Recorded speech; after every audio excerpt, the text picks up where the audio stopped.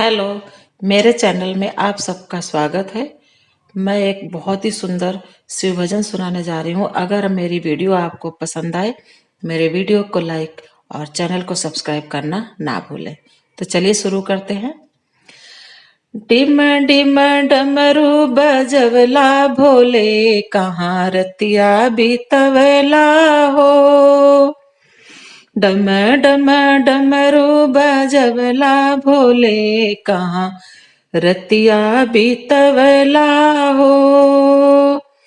रतिया बीतवला भोले, रतिया बीतवला, रतिया बीतवला भोले, रतिया बीतवला। डम डम डमरू बजवला भोले, कहाँ रतिया बीतवला हो। डम डम डमरू बजवला भोले, कहाँ रतिया बीतवला हो। जटवा में शोभेला गंगा के धारा, जटवा में शोभेला गंगा के धारा। दिन रात बहे गंगा मैया भोले, कहाँ रतिया बीतवला हो। दिन रात बहे गंगा मैया भोले, कहाँ रतिया बीतवला हो। डम डम डमरू बजवला भोले, कहाँ रतिया बीतवला हो। डम डम डमरू बजवला भोले, कहाँ रतिया बीतवला हो। अंगवा में शोभेला मृगा के छाला, अंगवा में शोभेला मृगा के छाला। चम चम चमके बदनिया भोले, कहाँ रतिया बीतवला हो। चम चम चमके बदनिया भोले, कहाँ रतिया बीतवला हो।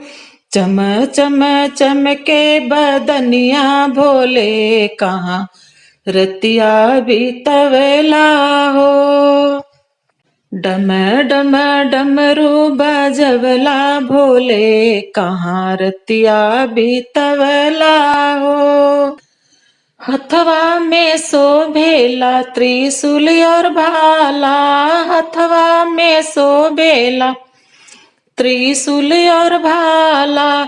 चमा चम चमके हथेलिया भोले, कहाँ रतिया बीतवला हो। चम चम चमके हथेलिया भोले, कहाँ रतिया बीतवला हो। रतिया बीतवला भोले, रतिया बीतवला। डम डम डमरू बजवला भोले, कहाँ रतिया बीतवला हो। गरवा में शोभेला नाग के माला, गरवा में शोभेला नाग के माला। जब तब करे फुफकार भोले, कहाँ रतिया बीतवला हो।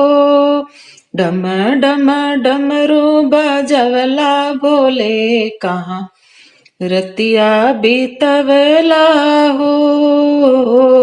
तो हमारी वीडियो आपको कैसी लगी? अगर पसंद आई तो मेरे चैनल को सब्सक्राइब और वीडियो को लाइक करना ना भूलें।